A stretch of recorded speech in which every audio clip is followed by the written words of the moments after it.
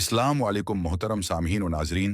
आज हम बात करेंगे एक ऐसे दिन के बारे में जो दिनों का सरदार है, बरकतों का खजाना है और जिसे अल्लाह ताली ने पूरी उम्मत मोहम्मदिया के लिए ईद का दिन बनाया।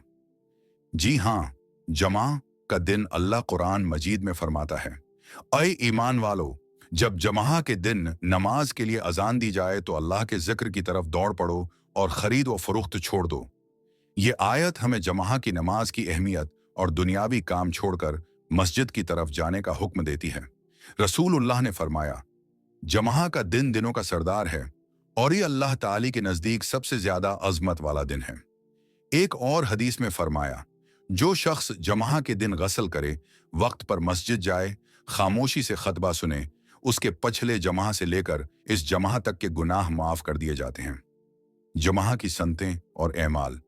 जमा के दिन गसल करना, साफ सुथरे कपड़े पहनना, खुशबू लगाना, जल्दी मस्जिद जाना, सूरा कहफ की तलावत करना, खतबा खामोशी से सुनना, दरूद शरीफ की कसरत। नबी करीम ने फरमाया, जमा के दिन एक ऐसी घड़ी है कि जो भी मुसलमान बंदा इस वक्त में अल्लाह से कोई नेक चीज मांगे, अल्लाह जरूर अता फरमाता है।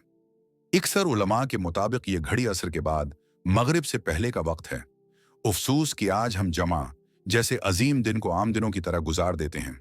न गसल, न वक्त पर मस्जिद, न सूरा कहफ, और खतबा के दौरान अक्सर लोग बातें करते या मोबाइल चलाते हैं।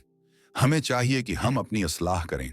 आइए अहद करें कि आज के बाद जमा का दिन हमारे लिए सिर्फ छट्टी का दिन नहीं, बल्कि इबादत, दरूद, दुआ और नेक अमल का दिन होगा। अल्लाह हमें जमा की कदर करने और इस दिन की संतों पर अमल करने की तौफीक अता फरमाए। आमीन।